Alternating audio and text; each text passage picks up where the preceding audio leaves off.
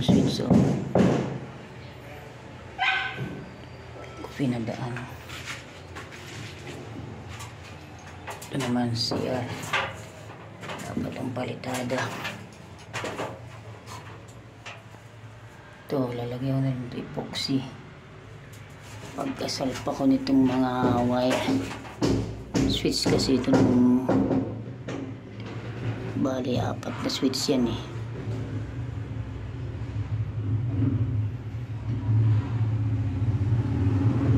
Kulang pa pala ang isa.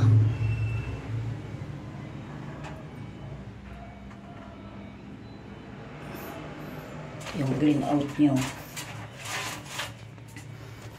Green out. Sari magbara. Meron siyang sundutan sa tao. Tapos yun, and then sa drain bara yun lang. Nai-epoxy ko yung mga dugtungan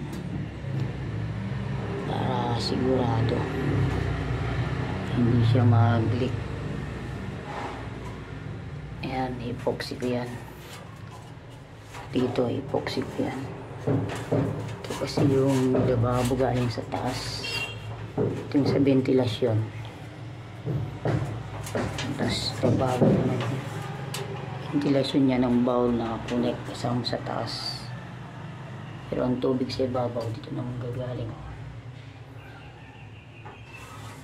Tsaka ito, doon na.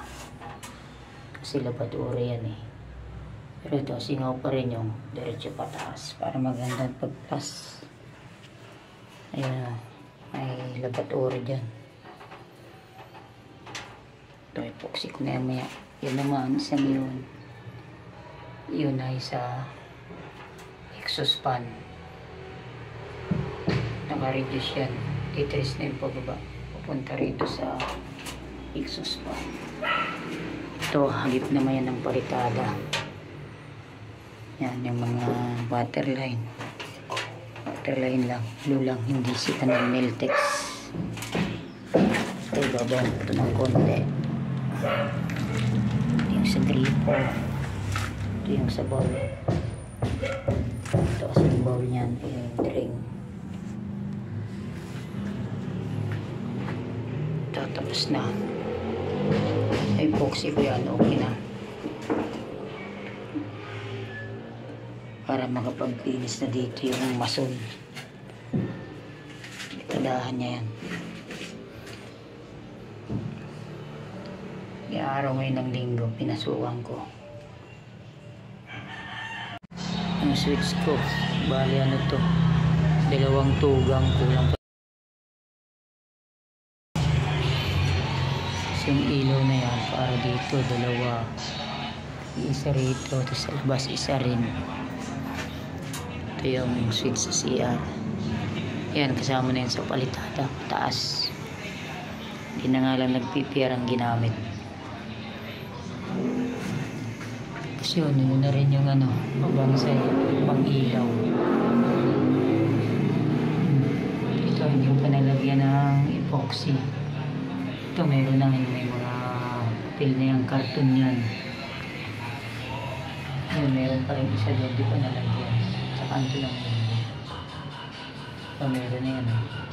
Bandang taas na yun, hindi na yan, wala na ng tubig yun. Ventilasyon lang yun ng CR. Yun lang galing sa taas. Sa labatura sa taas. Yan, ito, wala pa rin epoxy. Pero bukas yan, tapos na yan mga boss. Buwan ng papalitadaan na ito. Bukas din. Kapag mga law na palitadaan na ito ng mason. So dito yung laboratory niya. Ang gripo, yung bowl, yung drain. Pinasya linggo ngayon kaya pumasok ako. Kasama ko isang karpintero rin nasa taas. Solo flight to. Dahil linggo ngayon, solo daw muna siya. Magporma. Ayan yung pinaka-canopy niya. Yung dito steel dikit eh. steel deck sa loob, yung labas lang ang ang pinulik canopy niya. Ito steel deck to dito. Ang unahan itong buhusan mga biga. Linggo kasi kaya walang pumasok na ibang mga tao.